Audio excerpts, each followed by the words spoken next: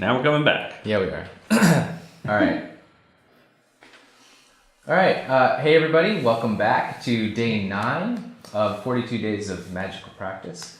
Today we're going to take a deeper dive into the practice of relaxation. And the emphasis today is going to be on... This is where we separate the men from the Mises. So, it may sound very superficial, but try it and see. So, today's practice is, again, building on the last 2 days, right? So, first just observing, and then observing and naming and letting those physical sensations go, right? Giving them the command to relax and then letting them go. So we want to add one more element to that now. And that is before you begin the practice, once you get into your position, right? So once you're in your position, the first thing you're going to give, your mind is going to give your body the command to not move at all. So, other than your normal breathing, obviously. You can't hold your breath for that length of time. Right. So far. So, it's like... So, but not to move, because it's going to, we're used to doing that, right? Automatically, like, I just, unconsciously itch, scratch, and do this. These are all, just sort of patterns, that are conditioned just to physically respond, and that's sort of that animal nature taking over. I mean, to some extent, is it harmless? Sure. But the idea is, how do we start to exert more control? We take things that are normal pattern, normal behavior, and we put them under our conscious control, conscious understanding, right? So, and again, the body's going to rebel strongly. If you thought it rebelled strongly when you were telling it to relax and ignoring the increase in sensation, give it the command to stay perfectly still and not to react to what sensation is going on. You're going to see a whole new level of effort on its part to try to bring the control back to the body. For some people, this is an absolutely unbearable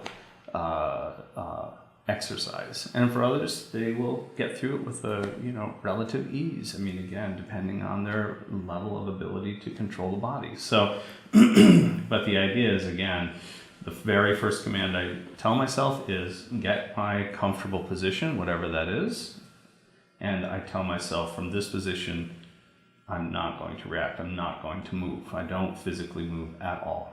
Not, if there are some, and they will come up, some involuntary twitches or that type of thing. Again, that's just the body's way of sort of, trying to override you and exert its control. So these little twitches, something, but it shouldn't be voluntary. It shouldn't be like, oh my God, that itch is driving me crazy. I've got to flex. I've got to scratch. Exactly. Yeah. So none of that, And again, if you need to start with 2 minutes, start with 2 minutes. It's like if you can go to 5. If you can do the 10 minutes, that's great. But that's the idea. And the rest of the process is exactly the same. I'm identifying that area of the body that's speaking to me, that jumps out at me. It's discomfort or just a sensation. It doesn't have to be uncomfortable, just a sensation. I name it, acknowledge it, and I let it go. I tell it to relax. That's the letting go of that part, right? So all the while not consciously moving my body. And at the end of the exercises, because it's something that we haven't always said at the end of each practice or each day, to write in your journal again the date, the exercise, and how it went. I think this is a good time to just ask you, again, like with an exercise like this, or the previous ones, what kinds of notes are you making about the practice that you did? I mean, how it went. Right. I mean, I start again, in order to not make it an overwhelming task, here's what happens.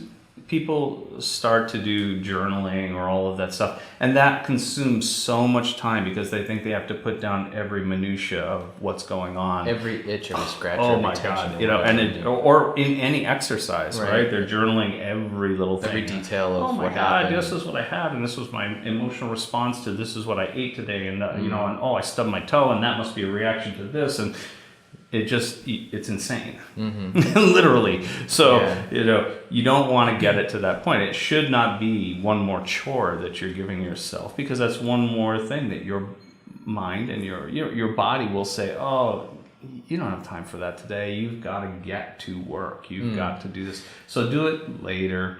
You know, you can remember it and you'll write it down. Believe me, you'll forget.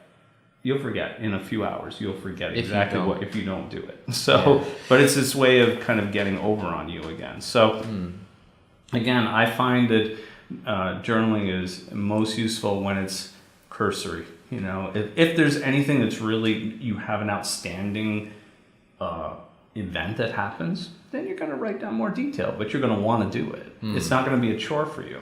But otherwise, it's just, you know, date, time. You know, and here's what I want, here's the exercise, here's the end result that I'm looking for. And sometimes before an exercise, I mean, I don't want to say it's not. It is helpful to even state out loud what you're doing there and why you're doing it. You know, I'm here to relax my body fully, to make, you know, to rearrange the hierarchy so that my mind controls my body. You know? So just something simple in your own words. You don't have to get into a big dissertation of why you're doing it or how you're doing it.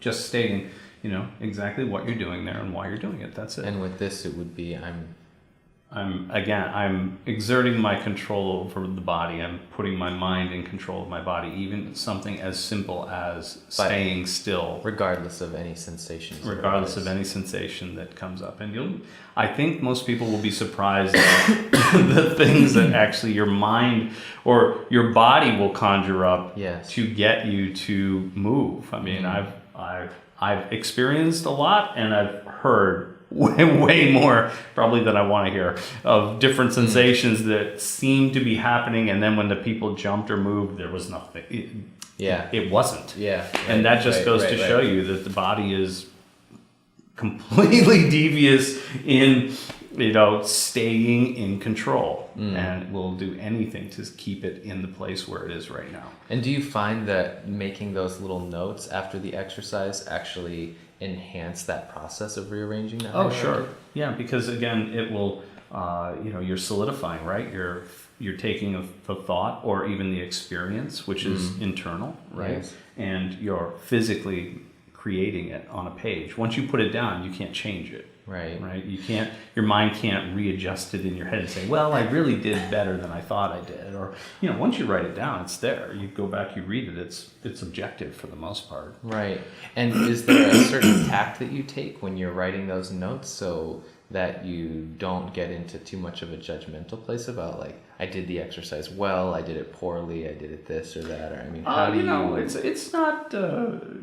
As long as it's done lighthearted, I don't think it's too bad. You know, it's like I'm not gonna keep bringing it up and bashing myself, but I'm not going to. I mean, you'll find if you were to see my journals, you would see that there are places where it was like, that just sucked. End of notes. That was my experience. That was my experience. Right. You know, it's totally frustrated. That just sucked. Right. You know. And Sure. Enough done. Enough said. Well, you know, so that's it. I hate to break it to you, but my journals don't have any of that. No. You have a very good teacher.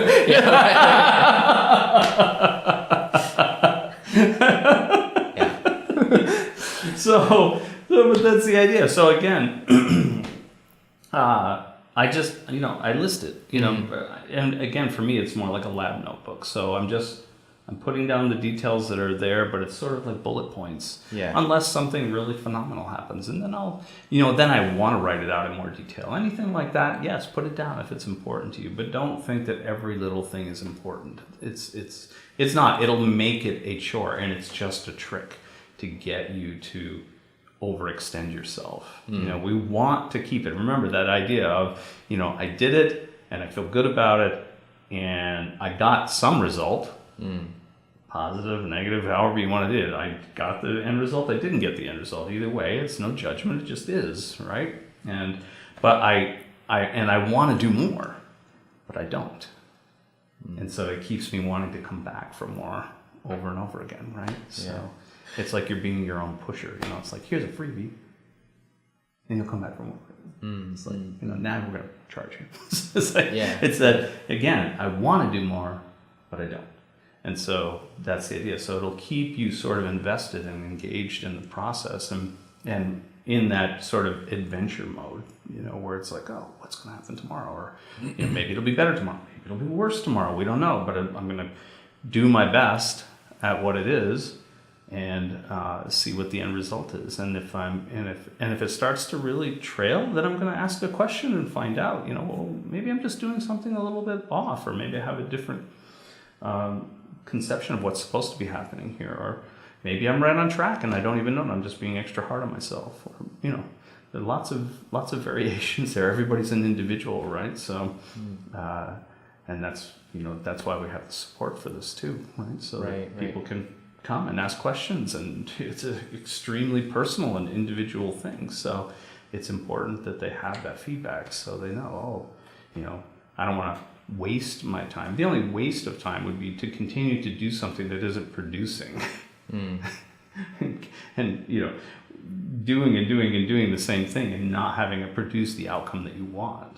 That's a waste. But if it's constantly adjusting, we're constantly adjusting our course to get to the point that we want to get, to produce or create what we want to create. That's it. Yeah. And I don't want to beat it to death, but if we're talking about just doing this simple exercise of sitting with the intention and the command to not move regardless of what sensations arise, what does that have to do again with us moving closer to that thing that we want? It's basically the idea in a much more reduced version, obviously, than the fantastical story of the 300 or whatever, right? So it's that idea of being stoic, being able to command, have your mind command the body to do something that it really wants to rebel against, and being able to hold your hand over the fire for that amount of time. That would be a perversion of that same exercise, right? How much pain can I resist, or how much damage can I do to myself, and not, or like flagellation, flagellation, purging yourself, all of those, those are just, perversions of that same idea, right? Of sort of forcing, damaging the physical body to show that your spiritual nature is superior to it. You don't need to do that, right? We can do it with you're not going to damage your body by staying still for 10 minutes. Right. It's not going to happen, right? So it's one of those things where, we can get the same effect. Psychologically, it's the same. Physically, it's the same. It's like without the damage. So we don't need to go there. Believe me, your body will conjure up all kinds of sensations. Remember that all of those bodies, all of the feeling in the body is just chemical sensations. It's produced in the brain, and as the brain as transmitter receiver of the mind is one thing, but the physical components of it are just biology, right? And that's connected to the body. And so that feedback loop going back and forth, the body's producing those feelings in your body, the little things here. Those are all neurochemicals that are translating that into a thought process, right? That says, oh, there's an itch on your arm over there. Oh, that might be a spider. It's like, oh, does it feel? Oh God, is it moving? It's like it just, and again, the body gets ramped up, right? And then, you get startled you move and you get startled, and you move and you look and there's nothing there. And you get that, there's that release, right? It's like, yes, you're upset with yourself that you didn't follow through with what you told yourself to do.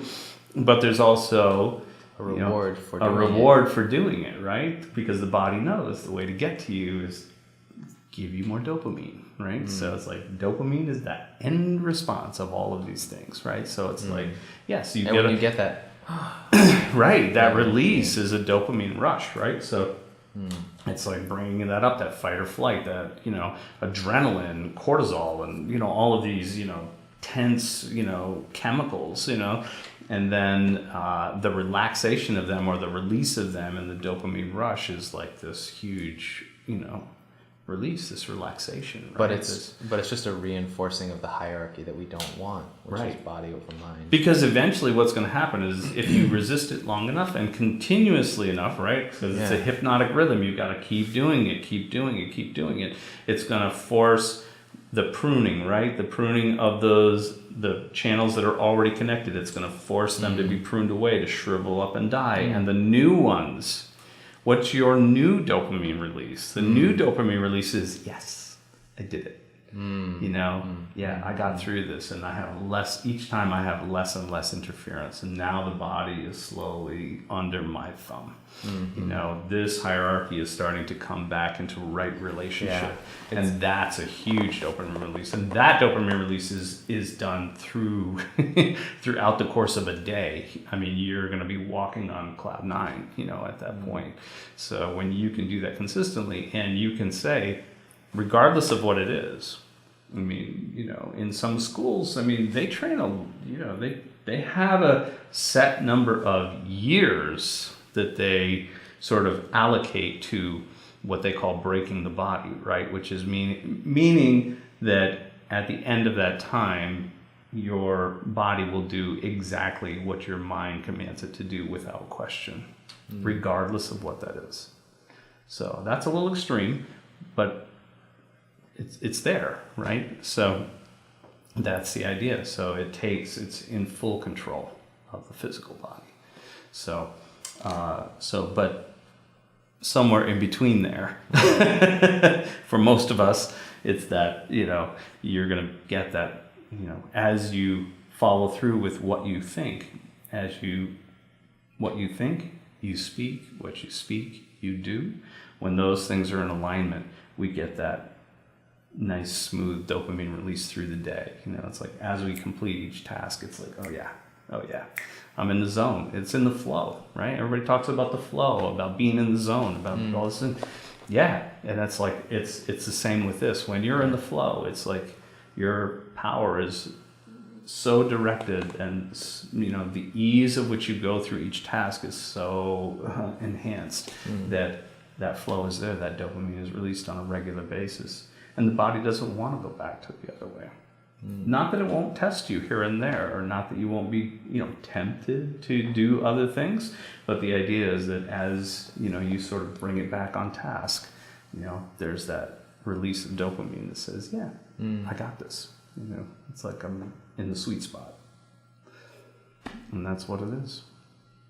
Cool. Yeah, it is. Good luck. Yeah. Like I said, the men from the Mises. Yeah, right. Now that I've already planted that seed, there's a spider on your arm. It's like everybody's like, that bastard. Yeah. That's the worst thing he could have said. Spiders. Yeah. So, yeah, but that's the idea. So, yeah. All right, cool. So 5 to 10 minutes of commanding the body not to move, sitting still, regardless of the sensations that arise. Right. And commanding them to relax, and then letting them go. Make some notes about it. That's it. You're done. You're on your way to full relaxation. Who knew it was so hard? I thought it was just lying down. Yeah. This is a lot of work. This is a lot of work. That's right. Guys, good luck with it. Yeah, good luck. See you tomorrow.